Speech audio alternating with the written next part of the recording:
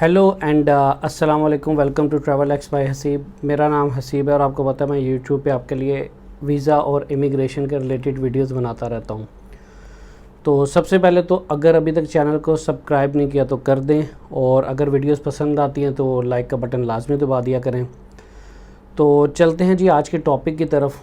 आपको पता है कि हर तरफ माशाल्लाह से कनाडा कनाडा कनाडा हो चुकी है। और तो अभी देखिए, मैं एक बात आपको क्लियर कर दूं, बिल्कुल कनाडा थोड़ा इजी हुआ है लेकिन इतना इजी नहीं हुआ। मैं आपको बड़े जो है यकीन से ये बात कह रहा हूँ कि आने वाले 3 से 4 महीने के अंदर आपको बहुत ज़्यादा रिफ्यूज़ल्स नज़र आने वाली हैं। उसकी रीज़न मैं आपको बता देता हूँ कि ये जो कोविड के बाद एक बैकलॉग था कनाडा का, 3.5 लाख से 4 लाख फाइल्स जो थी वो सिस्टम में अटकी हुई थी जिनको क्लियर करना था। तो एक लॉ ज़रूर पास किया गया, लेकिन उसमें ये कहा गया कि कुछ केसेस को जो जनवरी 2023 से पहले अप्लाई हुए हैं उनमें आप कुछ थोड़ा सा उन्हें जिसे कहते हैं कि ईज़िली अप्रूवल दे दें, ताकि वो उन लोगों ने 2 से 3 साल वेट किया था। देखिए, कनाडा एक बड़ा कंट्री है, कनाडा छोटा कंट्री नहीं है। अगर कोई ये कह रहा है कि ये बहुत इजी हो गया कि बस भाई आपने अप्लाई करना है तो 99% वीज़ा मिलेगा, ऐसा नहीं है।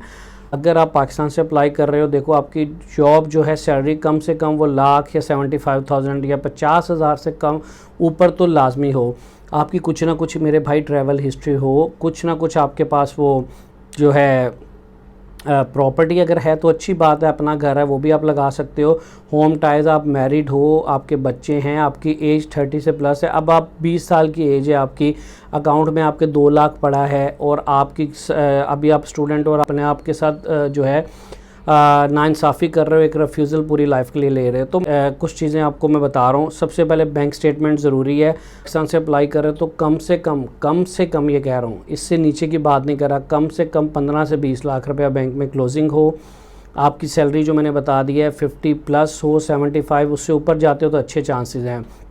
आपकी एज अगर वो 28-30 से ऊपर है, आप मैरिड हो, या उसके अलावा आपकी ट्रैवल हिस्ट्री है। हाँ, इससे कम एज में भी हो जाता है। कुछ लोग कहते हैं भाई, आप कहते हो नहीं होता, भाई आपकी प्रोफाइल आउटस्टैंडिंग हो। अब मैं कुछ होम टाइज नहीं है, कुछ भी नहीं, और आपको कि फ्रेश पासपोर्ट पे लगे तो नहीं। अगर मैं दुबई से बात करूं, ठीक है, तो भाई आपके पास एटलीस्ट बैंक में 20,000 से ऊपर ही बैलेंस क्लोजिंग हो। आपकी सैलरी जो है वो कम से कम यार 4,000 से ऊपर हो। ये तो एक बेसिक है यूएई के अंदर के 4,000 से नीचे जो है तो आप फैमिली नहीं ला सकते। तो आप और रिसेंटली जो अभी महंगाई चल रही है उसमें आप, मुझे नहीं लगता कि कोई 4,000 में फैमिली रख के कुछ बचा भी रहा होगा। तो भाई ये देखें, कनाडा ये चीज़ देखते हैं कि आप जिस कंट्री से मूव कर रहे हो, क्या आपकी सैलरी क्या है, आपके पास क्लोजिंग क्या है, आप वहाँ पे कितने खुशहाल हो।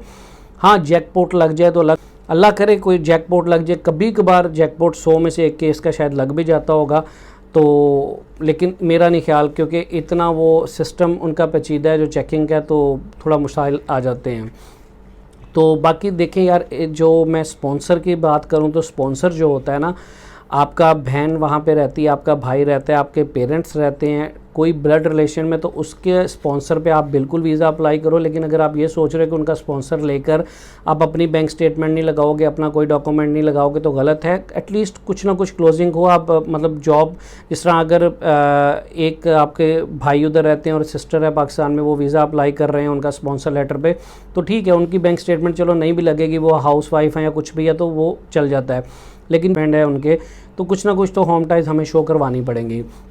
लेकिन इसके अलावा अगर कोई कहता है कि भाई मैं किसी गोरे का इनविटेशन लेटर मंगवा देता हूँ, देखिए सबसे पहले तो यहाँ पे एक चीज़ बार बार क्लियर कर रहा हूँ, sponsor letter is different, invitation letter is different. Invitation क्या होता है कि यार भाई मुझे वहाँ पे कोई बंदा बुला रहा है कि मिलने के लिए आ जाओ, या कोई कॉन्फ्रेंस है उसके लिए आ जाओ। Sponsor letter is something very big. Sponsor letter में आपको एक सिक्योरिटी बॉन्ड वहाँ की गवर्नमेंट को जमा करवाना पड़ता है कि भाई ये बंदा आ रहा है, अगर ये वापस ना गया, इसने यहाँ पे कोई पंगा किया, तो मैं रिस्पॉन्सिबल हूँ, मैं गवर्नमेंट को इसका फ़ाइन दूंगा। वो तो कोई सगे भाई के लिए भी आई थिंक सो नहीं करता, मैंने कभी नहीं देखा कि कोई सिक्योरिटी बॉन्ड किसी के लिए जमा करवाए। जिसे अमेरिका में आप एफिडेविट भी कहते हैं, ठीक है, कि आप पूरा ज़िम्मेदार होते हैं उसके। तो ये जो बात है कि इनविटेशन लेटर ना रहे हैं, फेक होते हैं, सिर्फ आपसे पैसे झाड़ रहे हैं। क्योंकि अब जैसे जैसे इंटरनेट पे लोगों के पास नॉलेज आ रहा है, लोग उनसे क्वेश्चन क्रॉस क्वेश्चनिंग कर रहे हैं कि भाई ये क्या है, तो वो अब नए से नए तरीके, पहले उन्होंने कहा कि बैंक स्टेटमेंट के बगैर वीज़े लग रहे हैं, फिर उन्होंने कहा जी 179B ख़त्म हो गई।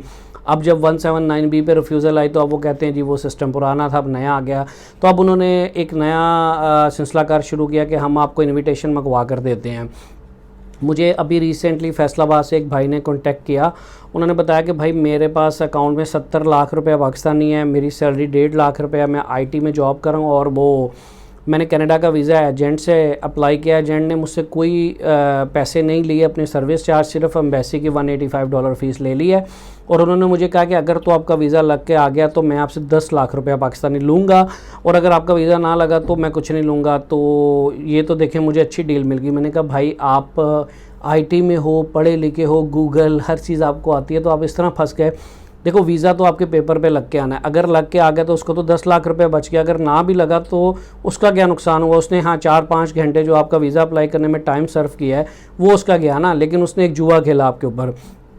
अब देखें एम्बेसी फ़ीस या वो ना लेता तो चलो बात भी समझ आती है, अब एम्बेसी फ़ीस भी वो आपसे ले रहा है, और उसके अलावा उसने जी वो थोड़ा बहुत जी 4-5 हज़ार ये वो मेरा ख़र्चा डाल के वो भी उसने पूरा कर लिया अपना कहीं ना कहीं से।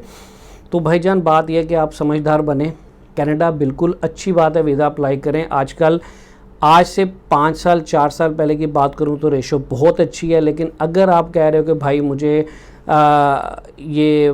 बस पासपोर्ट दूंगा और वीज़ा लग कर आएगा, ऐसा नहीं है। अपने पैसे मत ज़ाया करो, अपनी प्रोफाइल को खुद देखो। देखिए मैं सिर्फ आपको समझा सकता हूँ, मैं आपको रोक नहीं सकता किसी के पास जाने से, किसी नुकसान ना करने से। आपने नुकसान करना है आप जाएं, लेकिन मैं बात खरी करूँगा आपसे, सच्ची करूँगा। अगर किसी को बुरी लग रही है तो मैं माजरत हूँ। और ये बार बार जो आप किसी एक स्पेशल कंसल्टेंट के बारे में मुझे पूछते हैं कि यार वो कैसा है, वो बैंक स्टेटमेंट के बगैर वीज़े दे रहा है, तो भाई ऐसा कोई लॉ नहीं है बैंक स्टेटमेंट के बगैर। जैसे बार बार कहता हूँ यूएसए का वीज़ा वैलिड है या 10 ईयर्स में कनाडा विज़िट किया तो बैंक स्टेटमेंट नहीं चाहिए, वरना आपकी बैंक स्टेटमेंट लगेगी। तो अपना बहुत सा ख्याल रखना, और अगर अभी तक चैनल को सब्सक्राइब नहीं किया तो कर दो। और अगर वीडियो से कोई बात समझ लगी है, कोई चीज़ आपके लग रहा है कि यार ये चीज़ मैं गलत नहीं कह रहा, तो वीडियो को लाइक कर दो। अपना बहुत सा ख्याल रखना। टेक केयर, अल्लाह हाफिज़। नई वीडियो में फिर मिलते हैं।